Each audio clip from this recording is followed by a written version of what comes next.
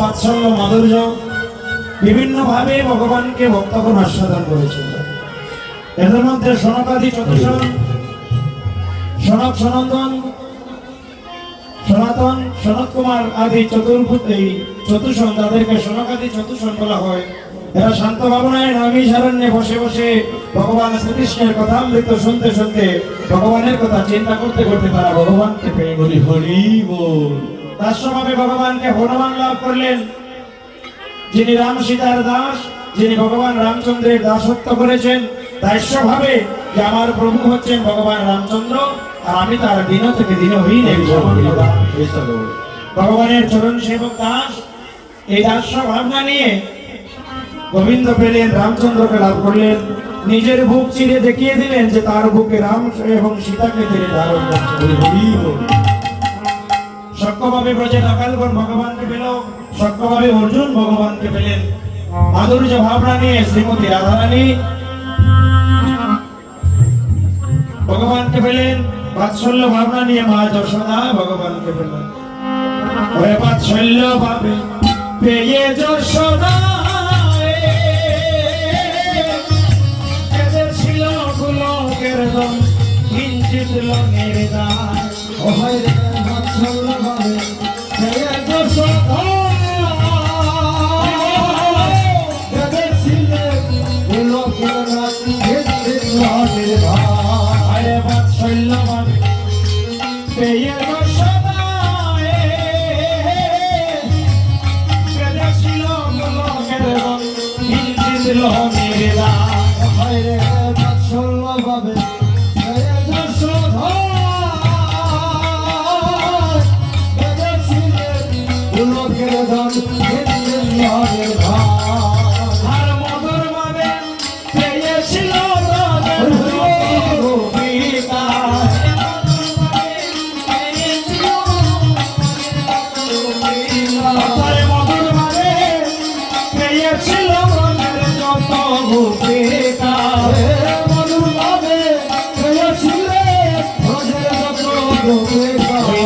কৃষ্ণ প্রেম সকলে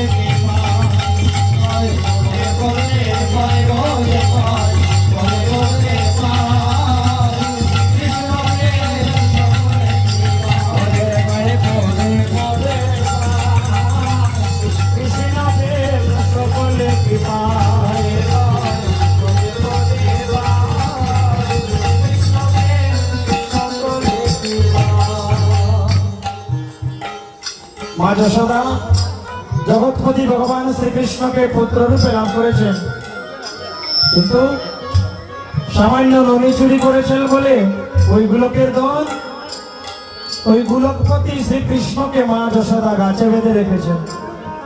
কখনো কান মলে দিয়েছেন, কখনো কানে ধরে শাসন করেছেন, গাছে বেঁধে মেরেছেন। কিসে তারা? ভক্তি তারা ভগবানকে পেয়েছিলেন বলে। ভগবান ভক্তের দাস হয়ে যান, আর কারণ নয় তিনি ভক্তের দাস হন। ভগবান বলেন আমি যে আমার ভক্ত হয়ে যায় সংসারে তার কোনো চিন্তা থাকে না, তার বোঝাও আমি বয়ে বেড়াই, তার দায় দায়িত্ব সর্বস্ব তখন আমার হয়ে যায়।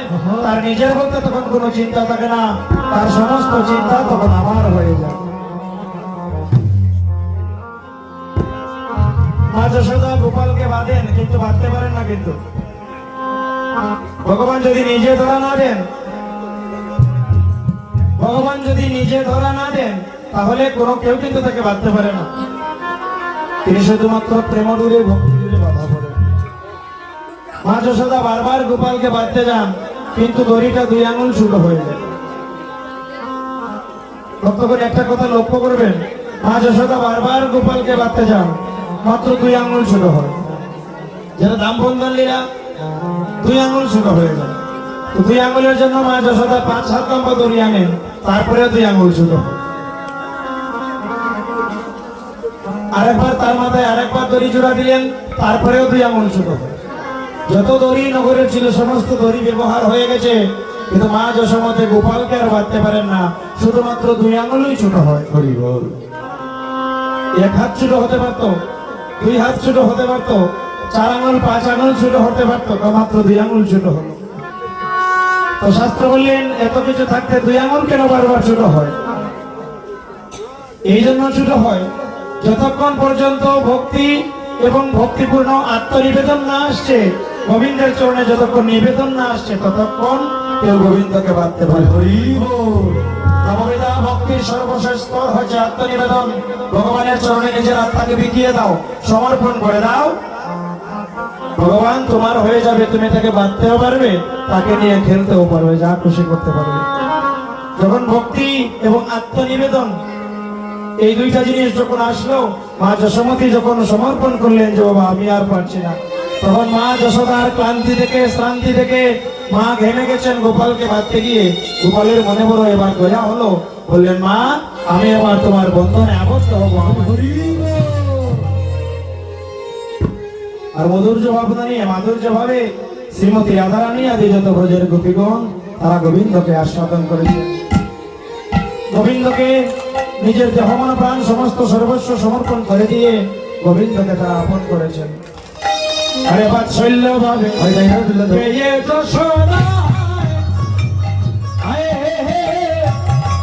বেঁধেছিল গোলকের বন, কিঞ্চিত বাৎসল্য ভাবে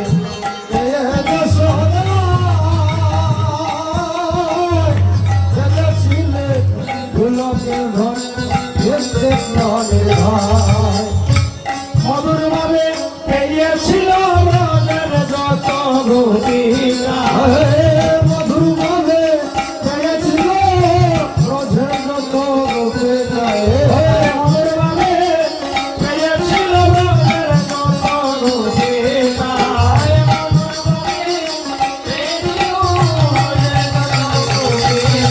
ওই কৃষ্ণ প্রেম সকলে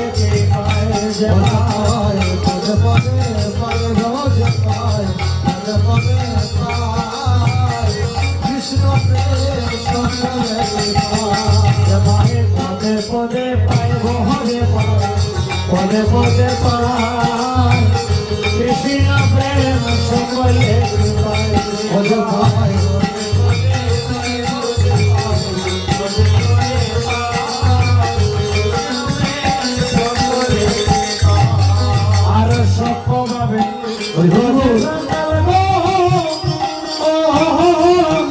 কৃষ্ণ সখা সঙ্গে লইয়া করতেন গোচারণ, হইরে সত্য ভাবে ব্রজের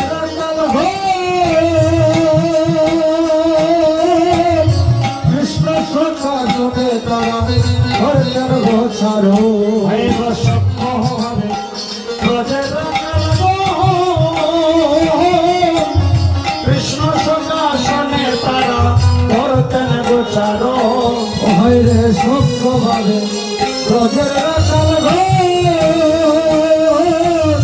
কৃষ্ণ সকাশনে তারা করতেন গোচারণ।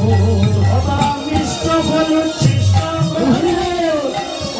কৃষ্ণ মিষ্ট ফল উচ্ছিষ্ট করে আনন্দ কৃষ্ণকে মিষ্ট ফল উচ্ছিষ্ট করে আনন্দ কৃষ্ণ রে কৃষ্ণ ফল উচ্ছিষ্ট করে আনন্দ কৃষ্ণকে খাওয়ায়। কৃষ্ণ প্রেম পদে পায়, পদে পদে পায়, পদে পদে পায়, কৃষ্ণ প্রেম সকলে কৃপা।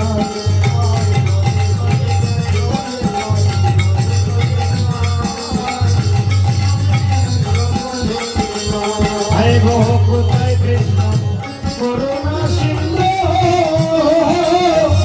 উপেন্দ্র কি পাবে তোমার করুণার বিন্দু। কোথায় কৃষ্ণ করুণার সিন্ধু, উপেন্দ্র কি পাবে তোমার করুণার বিন্দু। কোথায় কৃষ্ণ করুণা সিন্ধু, উপেন্দ্র কি পাবে তোমার করুণার বিন্দু। কোথায় কৃষ্ণ করুণার সিন্ধু, উপেন্দ্র কি পাবে তোমার করুণার বিন্দু। আহার সামনে ভব সিন্ধু তরি যদি নামের ভব সিন্ধু তরি যদি নামের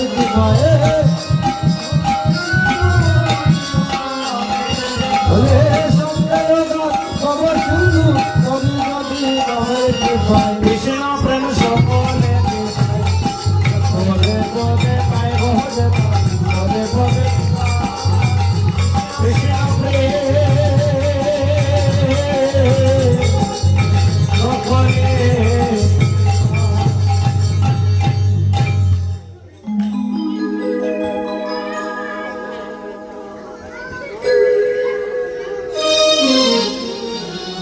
সত্যভাবে পেয়েছিলেন ব্রজের রাখালগণ, তারা কৃষ্ণ সখার সঙ্গে নিয়ে যেতেন গোচারণ।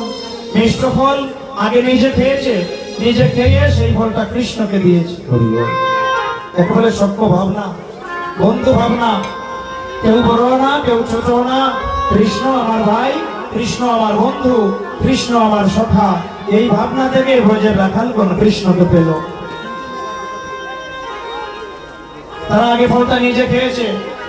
শ্রীরাম সখা কি করেছে? একদিন গোবিন্দ বললেন, শ্রীরাম ভাই আমার বড় ক্ষুধা লেগেছে, আমাকে খাওয়া। শ্রীরাম তখন কৃষ্ণকে কি খাওয়াবে? শ্রীরাম তখন কানাইকে কি খাওয়াবে? শ্রীরাম বনের মধ্যে ঘুরছে, হঠাৎ গাছের মধ্যে দেখতে পেল একটা ফল পেকে লাল হয়ে আছে। ওই পাকা ফলটা দেখে শ্রীরামের মনে আনন্দ হলো। শ্রীরাম ওই ফলটা গাছ থেকে পেরে নিয়ে আসলো এবং কানাইকে দিবার জন্য রওনা হয়েছে। কিন্তু সেই গাছে পাকা ফলটা কানাইয়ের জন্য যখন নিয়ে রওনা হলেন শ্রীরাম, তখন হঠাৎ শ্রীরামের মনে হলো, হঠাৎ করে শ্রীরামের মনে হলো, হায় রে,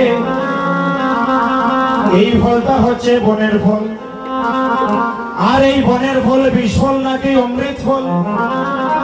সেই ফল তো আমি খেয়ে দেখলাম না।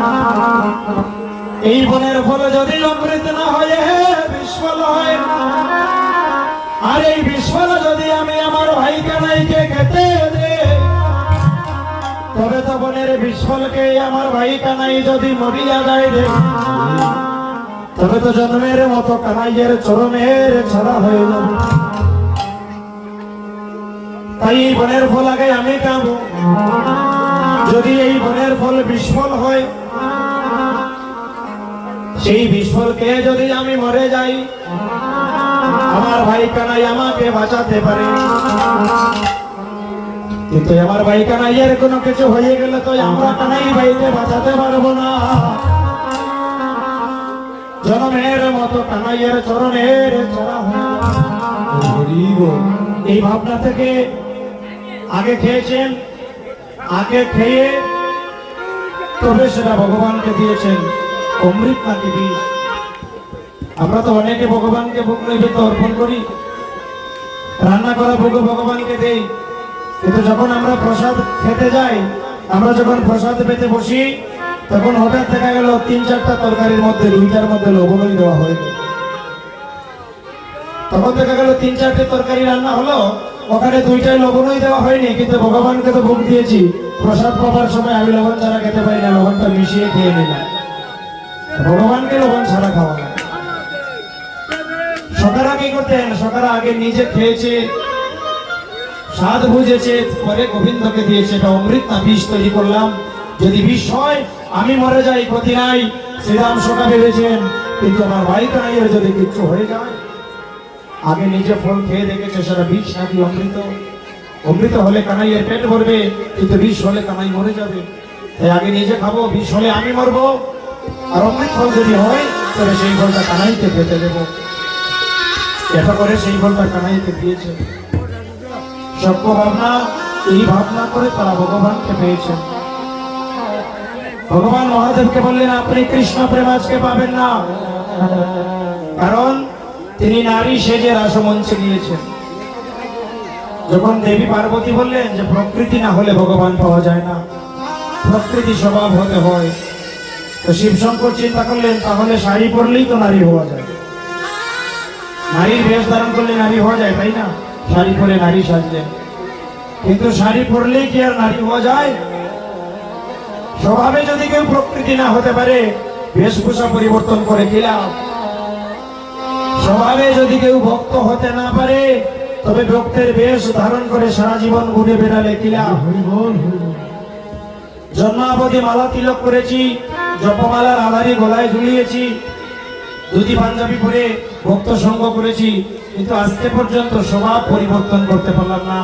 কপটতা ছাড়তে পারলাম না, হিংসা ছাড়তে পারলাম না, নিন্দা ছাড়তে পারলাম না, অহংকার ছাড়তে পারলাম না, দম্ভ ছাড়তে পারলাম না, কুটিলতা ছাড়তে পারলাম না।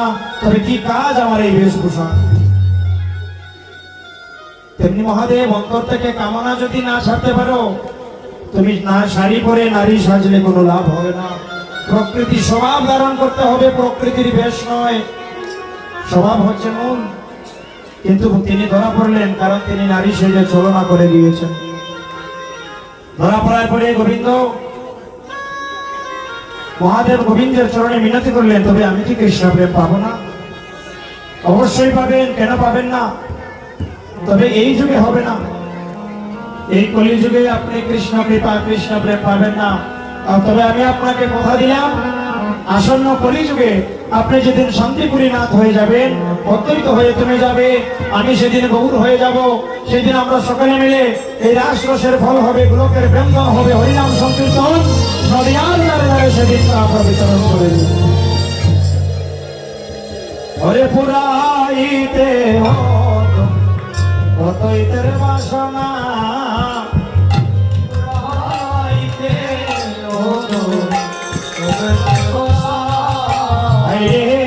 পুরাইতে অদ্বৈত বাসনা, পুরাইতে অদ্বৈতের বাসনা। হরে শ্রীবাসাদে কাষ্টভূমি, ওই যে শ্রী অদ্বৈত যজমান, আর এই শ্রীবাসের আলোয় শ্রীবাসালয় যজ্ঞ স্থান। শ্রী অদ্বৈত যজমান, শ্রীবাসালয় যজ্ঞ স্থান। শ্রী অদ্বৈত যজমান, একটা যজ্ঞ করতে হলে কাউকে যজমান হতে হয়। এখানে শিব পূজা হয়েছে, অষ্টপ্রহর সংকীর্তন হচ্ছে, কিন্তু সঙ্গের পক্ষ থেকে কেউ না কেউ যজমান হতে হয়েছে, যিনি সকলের পক্ষ থেকে সংকল্প করেছেন। অদ্বৈত প্রভু হচ্ছেন সেই যজ্ঞের যজমান। আর যজ্ঞের স্থান হচ্ছে শ্রীবাসের আঙ্গিনা, শ্রীবাসালয় যজ্ঞের স্থান। আর যজ্ঞের ঈশ্বর স্বয়ং শ্রী চৈতন্য হরি, গৌর হরি হলেন যজ্ঞের ঈশ্বর। যজ্ঞের অর্ঘ যার চরণে যায়, তিনি হলেন যজ্ঞেশ্বর, যজ্ঞেশ্বর শ্রী চৈতন্য হরি। হরে হোতা হইলা হইলা নিত্যানন্দ, হরি নাম মহামন্দ,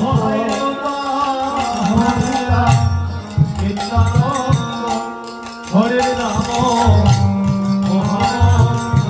হরে বদ্ধ জীবে মুক্তি পরম করি, হরে বদ্ধ জীবে মুক্তি পরম করি। ওটা হইলা নিত্যানন্দ। আর যজ্ঞের হরিনাম হচ্ছে মহামন্ত্র। আর যজ্ঞ কেন হচ্ছে? বদ্ধ জীবের মুক্তি কর্ম করতে।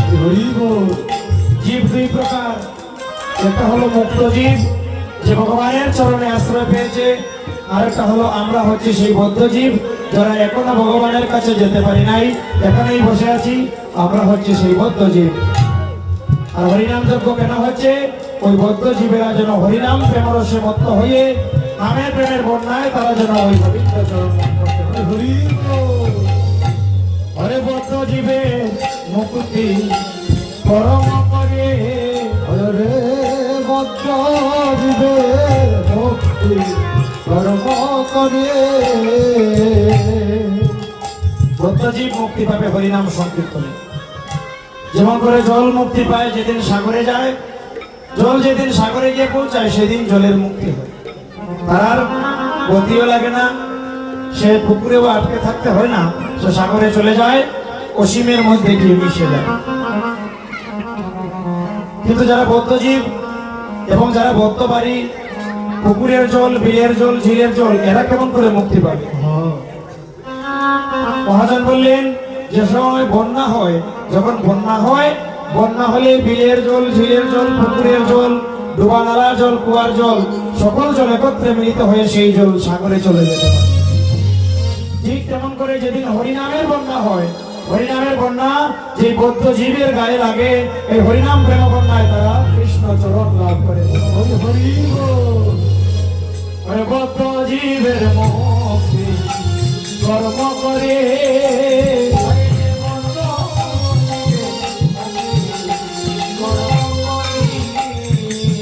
হায়রে শ্রীবাসাদি যত কাষ্টগণ প্রেমকৃত হিংস হন। হয়ে শিবাসাদে কাষ্টগণ প্রেমগীত সিঞ্চন।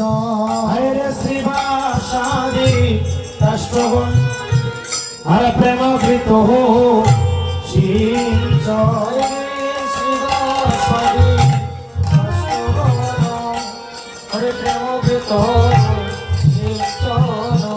দেখো ভক্তি অগ্নি হইল প্রবল। দেখো ভক্তি অগ্নি হইল প্রবল। এখানে হরিনাম যজ্ঞ হয়েছে, গতকাল হরিকথা যজ্ঞ এখানে হয়েছে, লীলা সংকীর্তন হয়েছে। কিন্তু আমরা যজ্ঞ যদি শুনি সাথে সাথে আমাদের ছুটে ভেসে আসে সেখানে যজ্ঞকুণ্ড হয়েছে, কাঠ লাগতে দেওয়া হয়েছে, ঘি দেওয়া হয়েছে, আগুন জ্বলেছে, তারপরে পূর্ণাহুতি হয়েছে। আমাদের কাছে যজ্ঞ বলতে সেটা। কিন্তু এই যে হরিনাম যজ্ঞ হলো, হরিকথা যজ্ঞ যে হলো, এখানে তো সব কিছু দেখতে পেলাম না। এই যজ্ঞে কাঠ লাগতে তবে লাগে নাই? এই যজ্ঞেও কাঠ লাগতে লেগেছে, ঘি লেগেছে, আগুনও লেগেছে। কিভাবে? এই যে শ্রীবাসাদি যত গৌর ভক্তগণ প্রত্যেকে এক একজন এক এক টুকরা লাকড়ি, এক এক টুকরা কাঠ, এবং ভক্তের নয়নের জল হচ্ছে সেই কাঠের উপরে প্রেমঘৃত। ভক্তের নয়ন জলটাই হচ্ছে সেই যজ্ঞের ঘি। আর এই হরিনাম যজ্ঞে আসলে পরে ভক্তের হৃদয়ে যখন প্রেম ভক্তি জাগরণ হয়ে যায়, ওই ভক্তিটাই হচ্ছে মূলত যজ্ঞের আগুন। হরি হরি বল। ওরে ভক্তি যখনই হয় হইল প্রবল।